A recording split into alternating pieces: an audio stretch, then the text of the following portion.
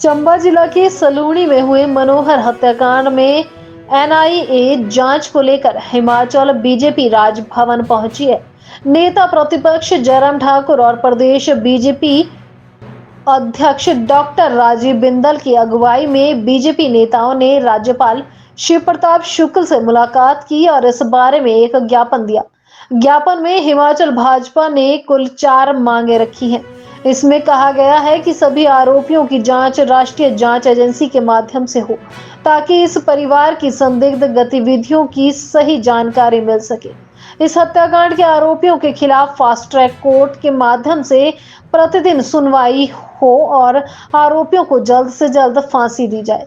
चंबा जिला की ऊंची पहाड़ियों पर चरगाह परमिट की जांच की जाए और इसका आवंटन दोबारा से किया जाए।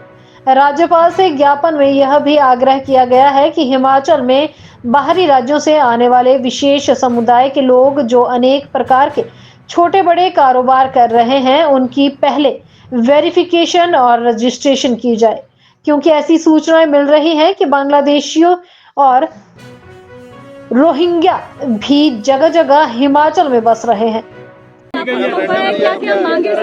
एक मिनट बोलिए, भारत माता की। चुप करिए।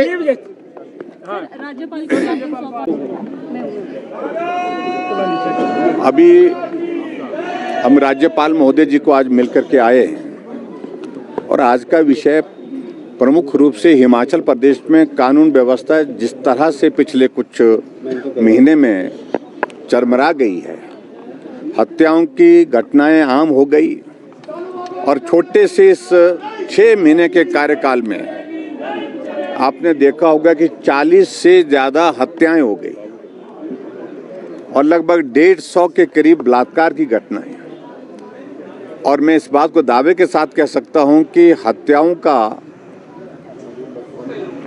और दूसरी जो इस प्रकार की जो घटनाएं जो घटित हो रही हैं, इतना क्रम आज से पहले कभी नहीं रहा, किसी सरकार में नहीं रहा।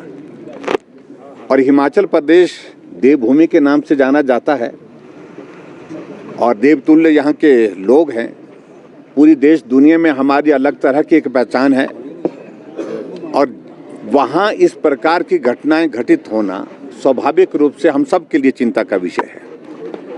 प्रमुख रूप से भी हाल ही में जो घटना घटित हुई, जो चंबा जिला के सलूणी सब डिवीज़न के अंतर्गत 25 साल का एक नौजवान मनोहर नाम का 6 तारीख को घर से गायब होता है, शाम तक घर नहीं पहुंचता है। उसके पश्चात परिवार के लोगों ने ढूंढने की कोशिश की, रिश्तेदारों के यहाँ पर संपर्क करने की कोशिश की। जब उनकी खबर नहीं मिली तो पुलिस में दर्ज की रिपोर्ट और उसके बाद गांव वाले, पुलिस वाले सब मिल कर के जब उसको ढूंढने के लिए निकले, तीसरे दिन उनकी लाश एक बोरी के अंदर घर से थोड़ा दूर एक नाले के अंदर मिलती है।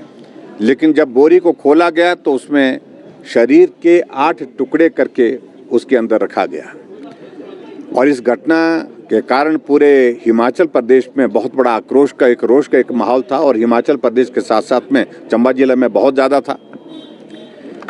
और आज तक के इतिहास में हिमाचल प्रदेश में इस प्रकार की घटना घटित नहीं हुई है। जब घटना घटित नहीं हुई तो स्वाभाविक रूप से ये सहज नहीं है और एक महज एक हत्या का मामला नहीं देखना चाहिए। इस सारी चीज़ को गंभीरता से लेना चाहिए। मैं और हमारे पार्टी के अध्यक्ष डॉक्टर राजीव बिंदल विधायकों के साथ, पूर्व विधायकों के साथ, पार्टी के नेताओं के साथ परिवार को सांत्वना देने के लिए यहाँ से निकले, लेकिन सलूणी सब डिवीज़न के प्रवेश होने से पहले ही वहाँ पर हमको रोक दिया गया। जिनके जो पीड़ित के परिवार को मिलने के लिए जहाँ जा रहे थे वहाँ से 60 किलोमीटर दूर हमको रोक दिया गया और रोकने के पश्चात आगे जाने नहीं दिया गया कि 144 लगी है धारा, जिस कारण से आप जा नहीं सकते। और काफ़ी देर तक इंतज़ार करने के बाद फिर हमने धरना दिया, उसके बाद हम वापस आए। लेकिन हमारा कहने का अभिप्राय ये है, आज तक भी अभी देखा होगा 3 दिन पहले भी वहाँ पर लगभग 10,000 लोगों ने, जिसमें कोई पार्टी नहीं थी, राजनीतिक दल नहीं था, लेकिन सामाजिक संगठन जो है मिलकर के सब समाज के लोग निकल आए। 10,000 लोगों ने प्रदर्शन किया और जहाँ तक उस परिवार की, उस व्यक्ति की पृष्ठभूमि जो आरोपी है, उसके संदर्भ में मुझे कहना है कि वो संदिग्ध है और उस बारे में इन्वेस्टिगेशन बहुत गहनता से होनी चाहिए। एसआईटी कॉन्स्टिट्यूट की है, वो सिर्फ एक सीमा तक देखेंगे, वो मर्डर के मामले को देखेंगे, लेकिन हमारा मानना है कि वहाँ वो इलाका बिल्कुल सेंसिटिव है, जम्मू कश्मीर के बॉर्डर के बहुत करीब है। शत्रुंडी हत्याकांड वहाँ पर आपको मालूम है कि 98 में हो, जिसमें 35 लोगों की हत्या वहाँ पर कर दी थी आतंकवादियों ने घुस करके। ऐसे में इस बात को लेकर के आशंका जाहिर की जा रही है कि इसकी इन्वेस्टिगेशन सिर्फ हत्या तक नहीं, आगे भी होनी चाहिए। इसका ताल्लुक किस प्रकार से है, इसका व्यवहार कैसा रहा है, जिसके बारे में आपको मालूम पड़ा है कि बहुत बड़ी ज़मीन पर कब्जा कर रखा है सरकार की, और उसके साथ साथ में और भी बहुत सारी चीज़ें हैं, उसके बैंक की ट्रांजैक्शन अकाउंट्स की बातें हैं उसमें, और जो उसके व्यवहार की बातें हैं, उन सारी चीज़ों की इन्वेस्टिगेशन तभी हो पाएगी जब नेशनल इन्वेस्टिगेटिंग एजेंसी जो है उस सारी चीज़ की जांच करे।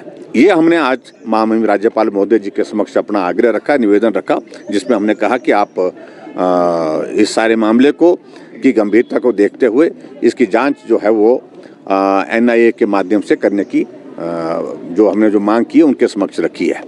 और जहां एक बात को लेकर के मुझे जो चिंता का विषय हमारा, हिमाचल में सरकार कांग्रेस की बनी और कांग्रेस की सरकार बनने के बाद मुख्यमंत्री का पहला बयान ये आता है कि जिस प्रदेश में 97% हिंदू हैं, वहां मैं हिंदूवादी पार्टी को हरा करके आया हूं। ये बहुत दुर्भाग्यपूर्ण है। ऐसी बयानबाजी से बहुत माहौल खराब होता है और ऐसी बयानबाजी से ऐसे लोगों का हौसला बढ़ता है।